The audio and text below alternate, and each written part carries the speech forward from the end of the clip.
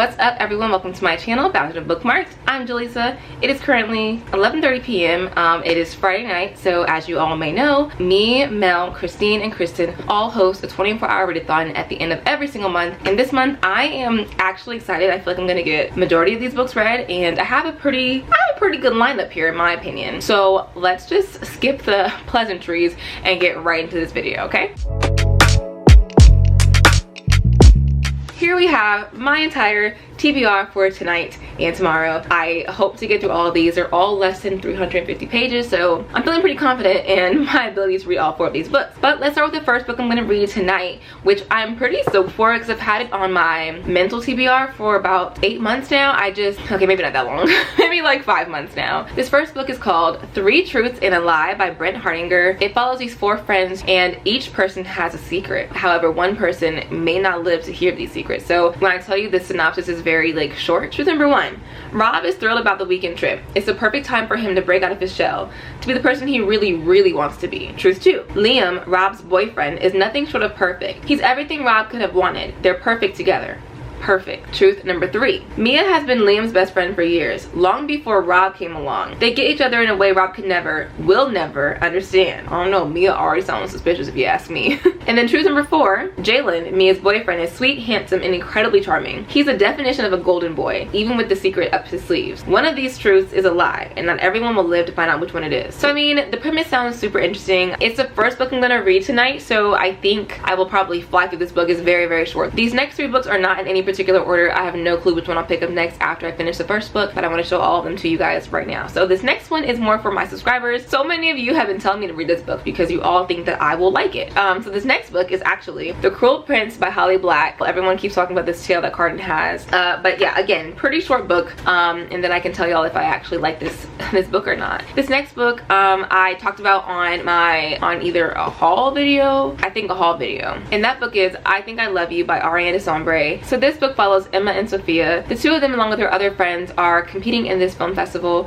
and both Emma and Sophia have very polarizing ideas. They want to do 2 different things, and together they will, I guess, create this really great film. I have no idea what else this book is about, but I was in a very small film festival when I was in college. My 2 friends and I made a movie. It was, of course, a romance. It was a rom-com, and I was the main character, actually, and it was a good time. I'm a terrible actress, by the way. So the last book on this list is Love is a Revolution by Renee Watson. So this very adorable book follows Nala and Ty. Nala ends up going to this open mic night for her cousin's birthday, and when she gets there she meets Ty, who is an MC and also an activist. So Ty will be spending his summer being an activist. He'll be putting together some different events for the community that he lives in, and Nala would rather just do nothing. She'd rather stay at home, watch TV, watch movies, and she's just not into that kind of thing right now. So Nala ends up falling for Ty, and she ends up telling these little white lies, basically trying to show that she's also interested in the same things that he's interested in, but I'm sure these little white lies will definitely build up and will backfire on her at some point. That's the last one on my list. So will I get these freaking books read, everybody? I don't know, but we'll see in about 19 minutes. That's when our sprints first start. I'm really pumped. I'm excited. I'm gonna make some coffee. I'm on FaceTime with the girls right now, and I'm ready, so I hope that you guys are also ready, and I hope that y'all enjoy this vlog. I'm here for a good time. Yeah, I'll see you in the next clip when I update everybody on my book, so bye. Boom. Hi, vlogs. Wait, Kristen, the phone's the other Oasis. Huh? Are you not vlogging? I was like, you have it vertical. For this particular book, I have conflicting feelings because the writing is really not the best. Actually not that good at all. You know, we've had some things happen. The pacing so far is pretty good. I'm on page 42. And the premise of the story, it has potential. The 4 kids in this book, they end up being chased by these guys or whatever that Jalen knows. I guess they're his enemies or something. We go from like that scene to a really weird taxi scene, and Rob just out of nowhere decides to be like, let's get out of town, and it's just really random. There's really no reason, like no reasoning behind it, and they all agree to go to Maya's family's cabin out in the middle of like Washington or whatever. Rob's point of view is very weird. Sometimes I feel like Rob's making digs at people. I'm not sure if the author is writing Rob this way to emphasize Rob as a person, like the kind of way that he thinks, or if it's just poor writing. It's really hard for me to differentiate that right now. I'm not really clicking with it so far, so I'm gonna keep reading and hope that the story itself ends up being like, you know, a good story. I really thought this was gonna get better, but to be honest with you, it just continuously gets worse. I'm officially DNFing that. So I'm gonna go ahead and try I Think I Love You. I have high hopes for this, like extremely high hopes. So I'm gonna read this. I'll come back when I have an update on this. I wanna wash that taste out of my mouth, like of that book, because it was just not good. So. Oh, you're highlighting them too. Okay, I can't do this with one hand. Okay. Woo! Hi vlog. I knew this was a bad. Not she knew this was a bad. I don't even know if it's moving or not. Hi. Okay, so it's 4:07 a.m. I'm not like super tired like I usually am around this time. My goal is to not take a nap until I finish this book, which I have a little bit ways to go, but it's a fast read, so I'm not worried about it. I'll be done I think by like 6 a.m. and I can sleep for like 2 hours or whatever. But anyway, I want to talk about this book because I have thoughts. Like I said earlier in the beginning of this vlog, this book follows Emma, Sophia, and a couple of other characters. Like I mean their names are not that important right now. They are working on a film to submit to a film festival, which if they win could give them opportunities like interviews, internships, things like that. I want to talk about Emma and Sophia right now because wow, Emma, adorable. She is bisexual and she is also a lover of all things romance. And when I tell you I feel like Emma and I are the same person, the way she describes the reasons why she loves romance is so sweet to me. I'm reading a scene right now where she is at a dance and she was being asked out by her friend, and his name is Matt. She feels like her and Matt are really just better off being friends. She doesn't really see him in a romantic way, and she wants that like epic, breathtaking, once in a lifetime romance that you only see like in movies and read about in books. She believes that can happen to her, but she knows that everything with Matt just feels way too plain. Like it doesn't feel like there's no sparks there, you know. That's what she wants. In comes Sophia, aka her rival or enemy, whatever you want to call it. I call them rivals because they're not really enemies. And Sophia is like, do you want to dance with me? And Emma's like, why would you want to dance with me? We're not even like friends. They don't like each other at all. It's the fact that there are moments in this book where Emma and Sophia are clearly noticing each other. Like Emma will say, wow, she looks so beautiful today. And I'm just over here like, so sweet. And Sophia is like this, I don't want to call her a pessimist, but she doesn't really believe in love and she doesn't have a good experience with love. You know, her parents divorced and one has since remarried, the other one is dating, but she believes that love is just not a real thing that's attainable because she watched her parents who they vowed to love each other forever, and that was not the case. I'm loving seeing the way that Sophia interacts with Emma, someone who is so all in for romance. There are a couple things in this book where it's kind of like, okay, but overall, I mean, I'm having a good time so far. I'm predicting this book will be a solid 3.5 or 4-star book. We will see, but I will come back probably when I get to page like 200, getting close to like towards the end. So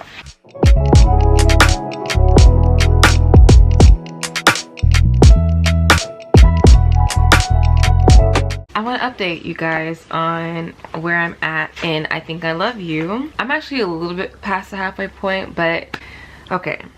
This book is so cute. This book is giving me like a group of friends who are trying to not make their two friends fall in love, but basically make the opportunity for love to occur between Emma and Sophia. So you have a lot of scheming going on, which is really cool. I feel like there's so many ways to write families, and there's so many people in the world who have different experiences with their life and with coming out or not coming out with their parents, and so it's just like, it's interesting, but I'm enjoying it. I'm gonna go because I'm gonna finish this book soon, and I will update y'all on my rating next. So see y'all in a second. Okay, so I have an update. I finally finished I Think I Love You. It is 7:34 in the morning.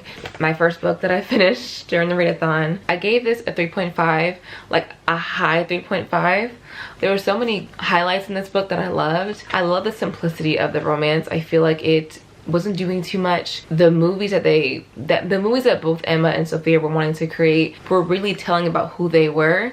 Everything that they did was motivated by whatever they felt like they were going through at the time in their life. So yeah, would I recommend it? I would. I mean, overall it's a solid story. I will say, when it came to like the film festival, that part of the book I feel like lacked a little bit. I mean, we definitely got to see them, you know, recording their movies, but something about like the festival itself felt too lax books, I wanted to see more people involved, like other teams involved, other movies involved. I feel like it was definitely put on the back burner too much. Obviously this is a romance novel, but I wanted the film festival, that entire idea, that entire premise to be kind of on the forefront, and it wasn't. I mean, overall it was still enjoyable. I did like it. So I'm about to start The Cruel Prince. Actually, I'm gonna read until about 8:30 just to get like a good ways into The Cruel Prince, and I will update you guys when I have some of that book read. So okay, so I'm on page 100 of The Cruel Prince. It is 1:30 p.m. so I'm making actually some really great progress today. I'm really proud because normally I am on my first book still around this time of the day.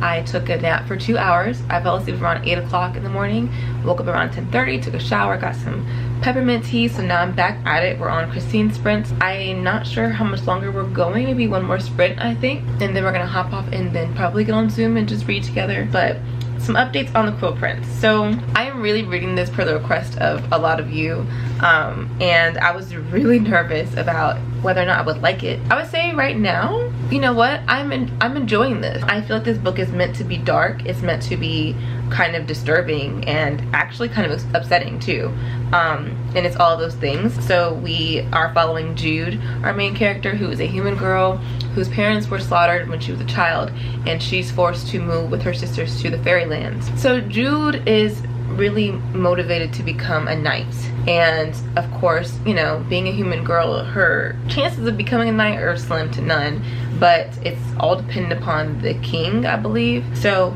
we have Carden. Carden is Fae. He is a prince, and he is interesting. This is a true enemies to lovers story, so I've been told, and I can see it. Carden has this group of friends, or friends, I call them followers, but his friends. Three that you see a lot of are Locke, Nicasia, and what's his freaking name? Valerian. I know Carden is bad, like he's not good, he's not nice, I've seen that, but Valerian is the worst. I mean, him and Nicasia are so trash. It's like the physical bullying that I just, reading it is so upsetting, because it's like, what do you have against her? You know what I mean? Like, if you're supposed to be Fae, you're supposed to be greater than human beings, and yet you have fun bullying Jude because she's human. Then you have Carden. Carden's a little bit more interesting, and by that I mean Nicasia and Valerian are not interesting at all. They're just bullies. I mean, there's nothing interesting about them. They're mean, they're nasty, and I could care less about them at all. So whatever happens to them in these books, I don't care what happens to them in these books. But Carden's interesting because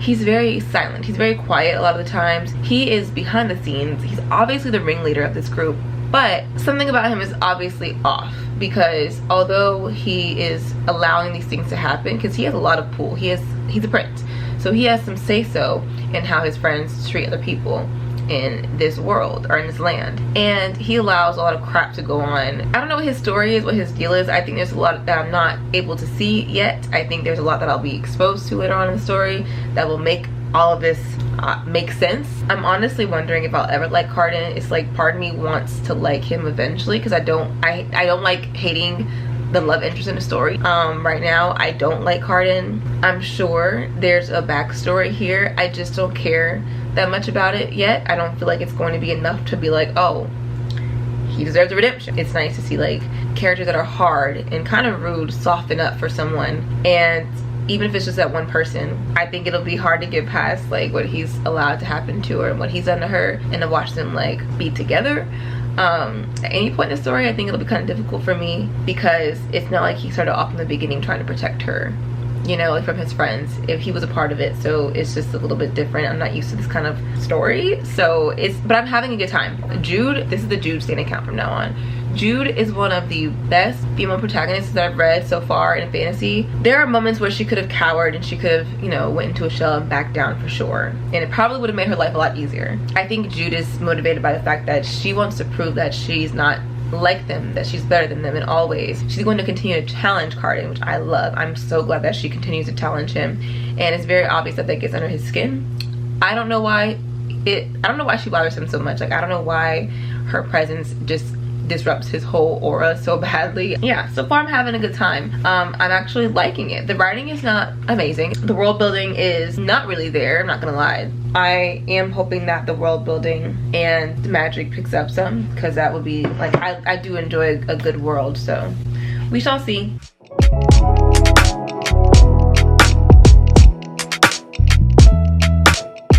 Interesting. So it's 11 o'clock and I officially finished The Cruel Prince. I did it, you guys. I finished 2 books in 24 hours, like a true 24-hour period. I'm very proud of myself. I'm going to give The Cruel Prince 3.5 out of 5 stars. Overall, the story was interesting. I can tell this is definitely the book that sets up the conflict for the next couple of books, because for majority of the story, we're just watching Jude kind of just being mistreated at school, or wherever they're at. Yeah, at school. You get to know Jude, you get to know her motivations, what she's influenced by. You quickly learn that Jude is power hungry, which the way that it's written is kind of fun, because typically when I read power hungry characters, it's very obvious, it's very in your face. In this book, it's much more subtle. Jude comes off as someone who just wants to take back her power from people who have tried to take it from her, people who have bullied her. She just wants to be able to stand on her own 2 feet and basically be feared. We get a couple of lines in the book where it's like, Jude wants to be strong, but if she can't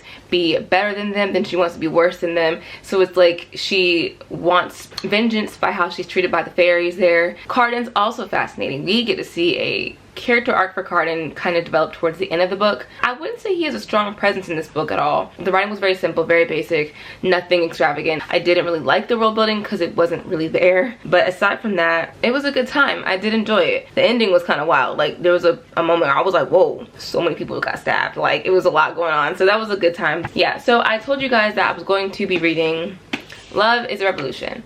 Because I only have an hour technically left in this readathon, I want something high stakes. I feel like reading The Cruel Prince didn't give me what I really wanted in terms of stakes, so I'm gonna go ahead and keep reading this book, but don't worry, I'm going to read this book and I'm going to do a review on it, so don't worry. So I'm going to get started on this book and keep reading, so okay. I'll check in later. To end off this vlog, we're going to, the girls are on streamer. Y'all can't see them, but I can show you really fast. Hi. There they are. Christine, say hi. Hello. Christine! Or you just wave, just wave. Hello, vlog. There you go. Hi. Okay. I'm here. Is that what you asked me to do? Yes, you're good. Okay, bye. I'm gonna go ahead and unbox the package that Christine sent me. I don't have any scissors, so we're gonna just use some keys. I open it from like this side.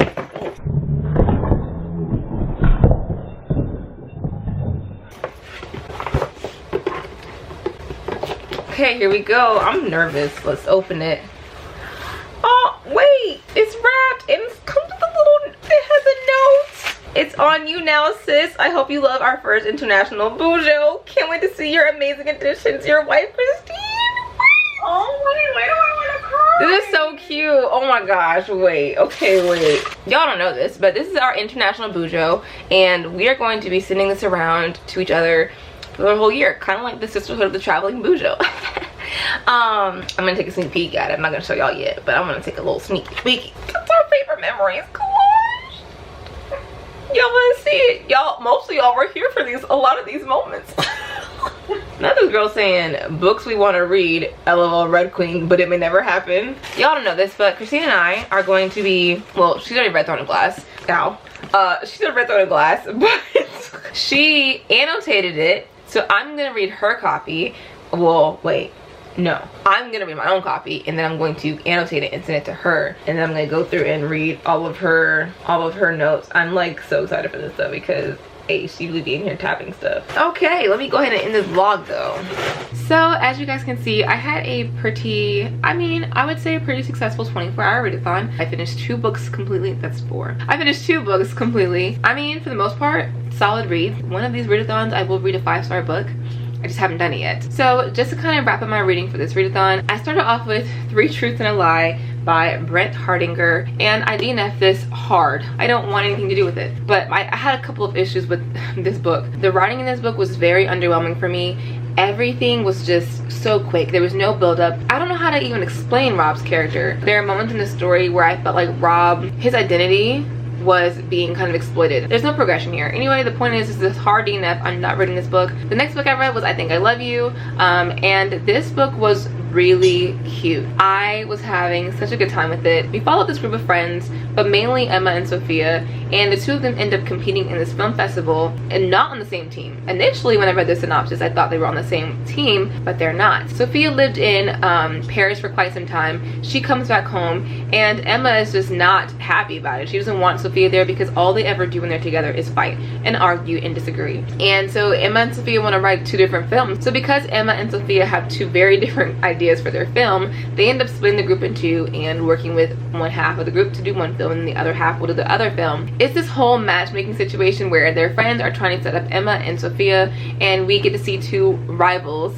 turn lovers, and it's cute. I will say I gave this book 3.5 stars, and the reason why it wasn't like stellar to me is because this book is surrounded by all things film and art, and I really wanted that part to be like a forefront in the story. It was definitely in the background. I wanted to see these characters kind of interact with people from the film festival, you know, with directors and people who put it together, with other contestants, other competition. I wanted to see this setup of a film festival, and it wasn't like that. It was very lackluster, and I was like, oh crap. The film festival part was what really drew me into the story, and I really wanted it to be like a big part of it, and it was just a small part. I will say we do get to watch them as they're filming their story, and you know what motivates them to create their messages and stuff like that, which was nice, but I really just wanted to have the film festival more centered. Overall, I mean, it was a solid book. It was very strong.